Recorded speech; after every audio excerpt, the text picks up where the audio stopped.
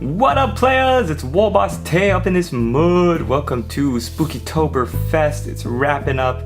I decided not to do a Let's Paint because it is just it takes too long, and I've noticed in my last couple of Let's Paints, it started just getting kind of rambly and long and boring. So I thought I'd paint on my own and just show you the results of what I've been doing. So here's our good friends Harold and Gormaw, and they are getting ready to head to the city of the White Wolf, which is Middenheim, and that's the colors that I dressed Harold in, blue and white, which you might remember from my Middenheim, how to paint a Middenheim soldier.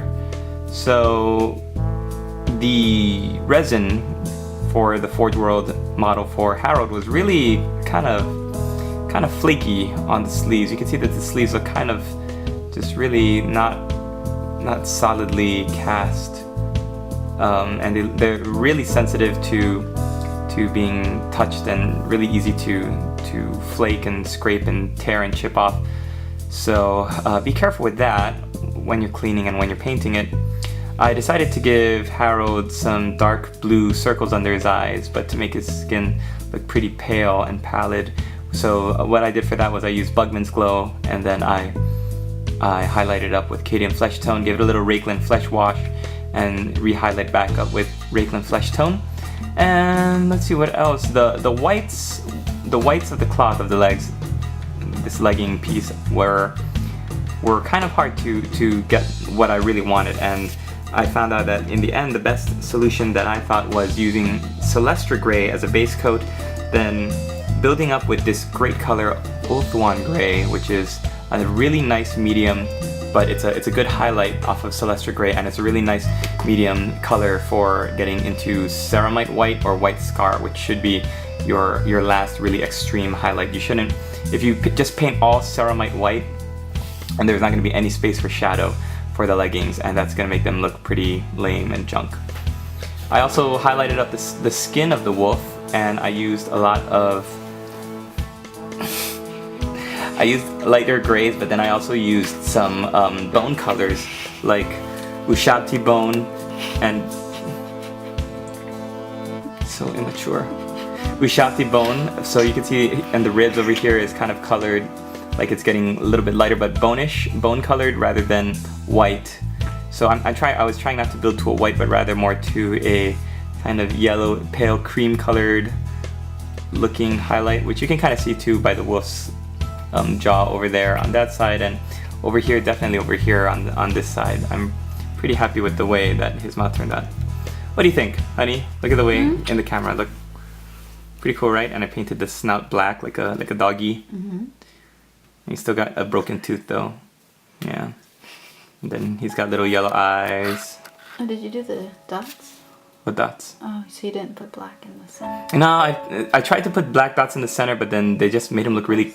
Yeah, I tried to put the pupils in, but he just looked really cross-eyed because of the way that the eyes are cast. No, I like that. So right now they just kind of look like spooky yellow, glow-in-the-darkish kind.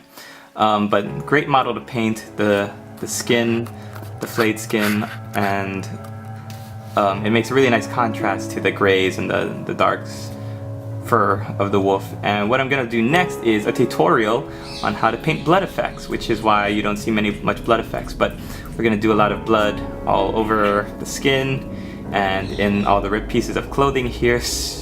Oh, stay tuned for that. And for all of you who are participating in Spookytoberfest, please don't forget to submit your progress and your updates. Oh yeah, also you might have noticed here I used some more of Citadel's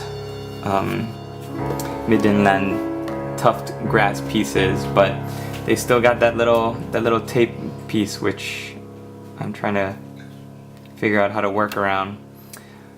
Yeah, so I don't know about that. I thought I'd give it one more try, but it looks like going with the static grass and just gluing it on the base is really the best way to go. And I've got this little loincloth piece with the 8-fold star or 8-pointed star of chaos on it, a little bit of it there. And I did some verdigris effects on the belt buckle.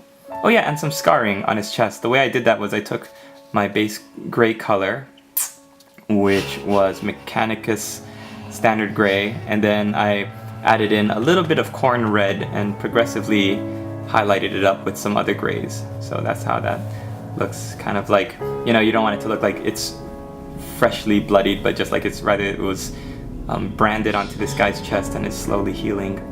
And that is the best way I found to do that. So thanks for watching, everybody. Please post your updates for Spookytoberfest as the month winds down. We're almost at the end. Thank you so much for all of you who have chosen to participate in it. I love watching all of your videos and your updates and checking in with your progress. And I hope the month has been as good to you as it has been to me. See you later. Kauki Crisp.